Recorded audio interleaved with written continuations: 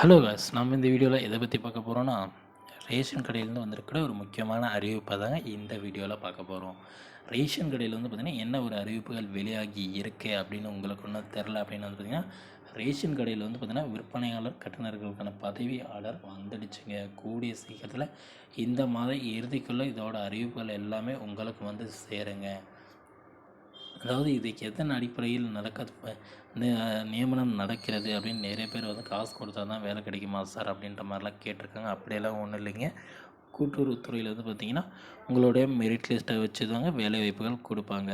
கூட்டுறவுத்துறையில் எதை பேஸ் பண்ணி கொடுக்குறாங்க சார் அப்படின்னு உங்களுக்கு தெரில அப்படின்னா, உங்களுடைய 10வது அண்டு 12வது மார்க் லிஸ்ட்டை வந்து பார்த்திங்கன்னா வெரிஃபிகேஷன் பண்ணுவாங்க. அதில் நீங்கள் அதிக மதிப்பெண்கள் எடுத்திருந்தீங்க அப்படின்னா உங்களுக்கு பணி வாய்ப்புகள் அதிகங்க. நீங்கள் குறைவான மதிப்புகள் எடுத்து இருந்தீங்க அப்படின்னா வாய்ப்புகள் சற்று குறைவுங்க.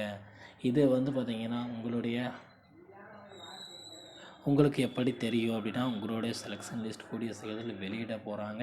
அந்த செலெக்ஷன் லிஸ்ட்டில் உங்களோட நேம் இருக்கா இல்லைன்னா அப்போ உங்களுக்கு தெரிஞ்சுருங்க. அந்த செலெக்ஷன் லிஸ்ட் வந்து பார்த்திங்கன்னா முழுக்க வந்து பார்த்திங்கன்னா உங்களோட 10th அண்ட் +2 மார்க் லிஸ்ட்டை வச்சு தாங்க எடுக்கிறாங்க.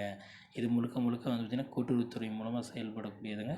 கூட்டுறவுத்துறையில் வந்து பார்த்திங்கன்னா கூட்டுறவுத்துறையில் வந்து முதற்கட்டமாக இந்த பணிகள் எல்லாமே நடந்துகிட்டு இருக்குங்க. போஸ்டிங் போடுறதுக்கான பணிகள் எல்லாமே கூட்டுறவுத்துறையில் வந்து பார்த்திங்கன்னா இப்பொழுது என்ன நடந்துகிட்டு இருக்குது அப்படின்னு வந்து பார்த்திங்கன்னா, உங்களுக்கான ஆணைகள் எல்லாமே ரெடி பண்ணிவிட்டு இருக்காங்க அப்படின்னு தாங்க சொல்லலாம். நேர்காணல் முடிஞ்சது பார்த்திங்கன்னா இப்போ வந்து பார்த்திங்கன்னா அந்த அடுத்த கட்ட ப்ராசஸ் எல்லாமே போயிட்டு இருக்குங்க.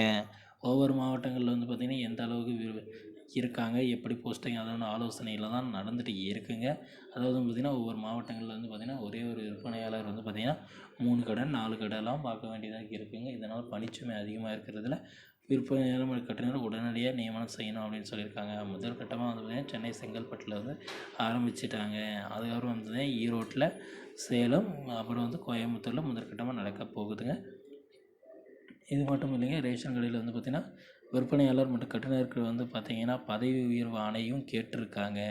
அதான் ஏற்கனவே வேலை செய்கிறவங்க வந்து பார்த்திங்கன்னா கூட்டுறவுத்துறை மூலமாக வந்து பார்த்திங்கன்னா எங்களுக்கு நீங்கள் வந்து பார்த்திங்கன்னா புதிய பணியாளர் கொடுக்கறதுக்கு முன்னாடி ஏற்கனவே வேலை செய்கிற சீனியருக்கு வந்து பார்த்திங்கன்னா ஒரு போஸ்டிங் மாதிரி கொடுங்க, அதாவது பதவி உயர்வு கொடுங்க அப்படின்ற மாதிரி கேட்டிருக்காங்க. இது எந்த மாதிரியான முறையில் கேட்டிருக்காங்க அப்படின்னா, ஏற்கனவே வேலை செய்கிற கட்டுநரை வந்து பார்த்திங்கன்னா விற்பனையாளராக மாற்ற சொல்லியிருக்காங்க. விற்பனையாளர் ரேஷன் கடையில் வேலை செய்கிற விற்பனையாளரை வந்து பார்த்திங்கன்னா உரக்கடைக்கு மாற்றி கொடுங்க அப்படின்ற கோரிக்கைகள்லாம் முன் வச்சுருக்காங்க. இந்த கோரிக்கைகள்லாம் அரசாங்கம் ஏற்று நடத்துக்கும் அப்படின்ற மாதிரியான அறிவிப்புகள் எல்லாமே வெளியே இருக்குங்க.